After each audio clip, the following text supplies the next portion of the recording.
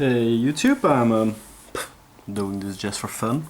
Got a few hours free time this afternoon, sent me down for a bit of painting, like the simple style on the dinner table. Unfortunately I don't have a dedicated hobby room at my girlfriend's house, only at my own house. So I thought, why not chatter a bit. Might be boring, you might log out after 2 minutes, I don't care. I do care because I hope I have something interesting to tell you, but I thought, yeah, well, I'm not the greatest painter. You see all those pro paint tutorials and everything. I can't do that. I'm just rambling a bit now, so while I'm gonna do some painting work. Things I'm working on are like this, some small epic pieces I still need to base. I'm actually going to base them now, live, just for fun of it. Let's see if I can see my back's up. There we go, and then I got a bit of a better view on the painting table. Now I'm also going to do some work on the militia. While I was talking this, I was actually painting this guy's pants with a first coat of well, it's, the old Empire Militia. US dark green, that's a color from the paint range of Coat d'Arms. I'm a fan of that range. They use the old, a lot of the old Games Workshop style colors, like they still have the amethyst pink with the metallic effect. And some nice greens, like this US dark green it's called. It's from their military range.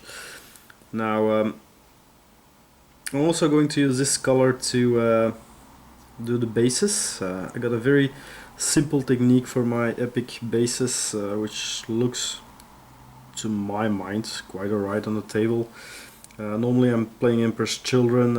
This is now a small detachment I'm doing in Alpha Legion colors. Just have some paint variety because you can't go on painting day in day out only pink. This would be nuts, I guess.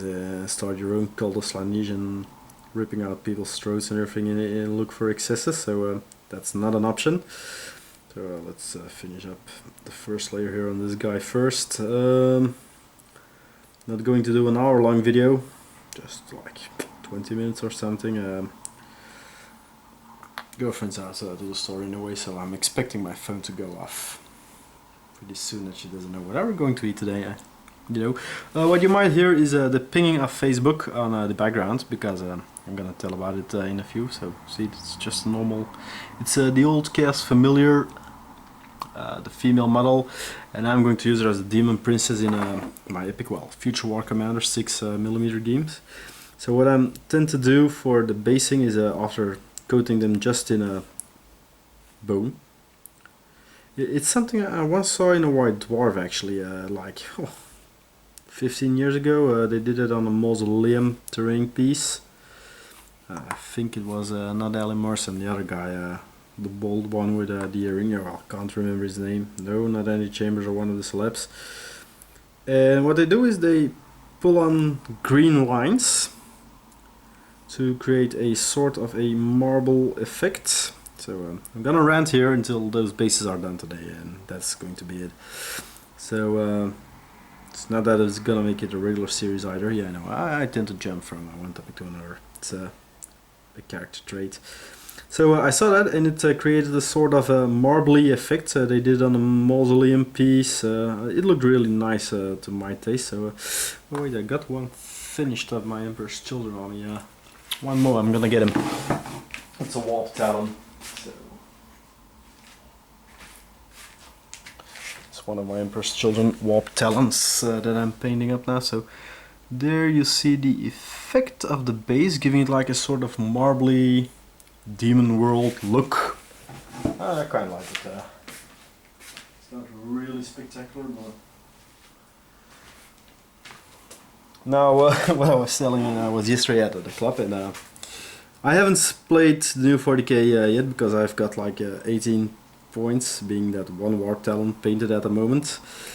And in August I've got a Age of Sigmar battle, 1000 points, which is also going to be my first Age of Sigmar battle. Normally I'm going to play one in 2 weeks, that's true, I'm lying. I'm gonna, well, not test the army, but try out the rules actually. So that's why I'm painting the militia. They are the final unit that has to go in the army, except for a character for a dark elf, well, witch elf contingent I got. So I'm playing an alliance order, small contribution to the battle of 1000 points, mostly built around the Hogland province. So we got the Electricant as a general. It's the old one with the hawk, the Ludenhof model. And so I got the regular handgunner unit, a swordsman unit, a halberd unit. Then I got some Teutogans, the guys on foot with the big hammers, because I like the models. And I bought them really cheap, paid 10 euros for 10 models. Check them out on eBay, really. That was the buy of the year. So that's why I have to finish these, and after that I'm finally going to start painting my 40k army. My Emperor's Children. Again, I had an army earlier on before I quit it, but I sold those off. Stupid me. But as I was telling, I saw my nemesis, well, I always call him because he's actually my best mate, play with his Dead Guard army. I always tend to joke that we're cousin and niece. And the niece being the Sunnish player. It's an inside joke. Well, he got whooped from all sides by a tall army, which wasn't even that really min-maxed. They played 500 points just to learn the rules, and he had a Lord of Contagion, or whatever the guy's called, a unit of Poxwalkers, a Sorcerer, and a unit of 6 Plague Guards, so he had totally no firepower. Against a Fire Warrior unit, Stealth Suits, a Ghost Keel or something like it's called, and well, he got blown to pieces. 40k, new 40k, something I already observed because there were 2 other battles also going on. Eldar versus a 7-suit Tower Force of 1000 points with a Riptide and everything, so he just blew the Eldar away in 2 turns. Yeah, 3 squads, and every time the squad fired, the Eldar player took away a squad, so that was a bit of a non-game. And then an Imperial Guard army with 1000 points, which had 5 tanks and about 70 guardsmen, who can, with all the special orders, shoot twice, 3 times. Well, a lot of last fire going on against orcs. Well, against grots actually, because they had a lot of those little grot tanks from Forge World. Cool to see though. And that meant, well, quantity is really a quality in itself in the new 40k, it seems. So my initial plan of having some cool units and everything, well, except for the noise range, because they always remain cool, they always have been cool, and they always shall be cool. Can you say I'm a fan of them? I'm going to have to look for firepower, and I am going to do that by getting myself a Forge World Sicaran. Great tank, 270 points. I can have his auto cannon, what is it, like 8 shots or something, and then bolter sponsons, heavy bolter sponsons. So in the meantime, I drew the lines on the figure, and all the base of the Alpha Legion troops and everything. So, and apart from that, I'm going to go for the traditional hint that they now put on Sorcerer Warp Time. So yeah, that's my nemesis, the ping you here on Facebook. We're talking around about last week, about yesterday, so devising plans. Well, he's going for more brute force and hope he's ignored the dead are going to carry him through, which I don't believe. I'm going for long range, low AP, because, well, those Grand Armies, Tau, they have a 4+ saver or something, a 5+. Guards, well, they're wrapped in tin foil. And I will deal with the tanks in close combat or something. I can't play all horses, but I'm more scared of 70 guardsmen than of 4 tanks. Period. So the Sicaran is one option, and the other option I'm really going to put in there is the Forge World Rapier quad gun, a quad heavy bolter that's 12 shots, strength 5 at 48 inches, going like it's like an uber Gatling gun. Should be enough to decimate most of the squad. So we'll see how it turns out. Fortunately, I'll be paying those for warp talents, so won't be today, but to color them up. Army wash, base coat is Squink squid pink, also from coat d'arms, and then an army painter purple wash over it. Then I'm going to dry brush the squid pink, fill in blacks, well, all the colors, but back to the bases. What are we going to use? Jade green. It's also an older color of Games Workshop, still available in the coat d'arms range, and what you get here, I got this like 10 years or something, is a very fluorescent green, well, jade color, really. It's fantastic. I'll show you in a moment. I also dilute my paints in the pot, so here you got the base. So as you can see here, you got the dark green. Now if I, using a small detail brush, I just put lines inside it without covering the edges. So a bit of a vein, if you can call it like that, in the middle. And you get this great looking effect. So I'm really a fan of this color. I say it's not my idea or anything, it's property of Games Workshop, somewhere mid-90s, when well, yeah, I really think it was an article about making scenery for the then new, brand new game Warhammer Quest. And I'm not talking the Silver Tower and everything now, no, I'm talking the original with the fantastic models like the Imperial Noble or the totally still drop dead gorgeous, look it out on eBay, buy one if you get an Empire army or something, the Imperial Priest. There was it must be one of my all-time favorite Games Workshop models. Rule-wise, maybe not the greatest with his blessings, but well, he was great as long as he wasn't in the front line.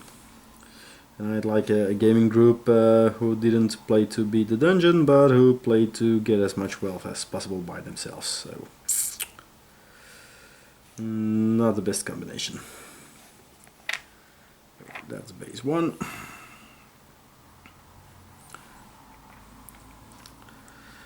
Then, by the way, you'll see the models I finished on my blogspot, tomsha69.blogspot.be. Well, they should be appearing somewhere this week, because after I've done the bases on these guys, all I have to do is varnish them, let them dry, take a picture and put them with my army.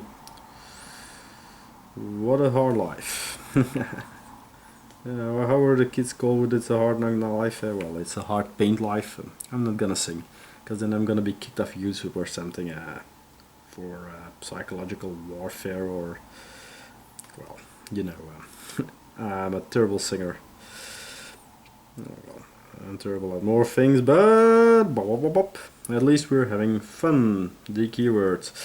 Now, talking wargaming at a club.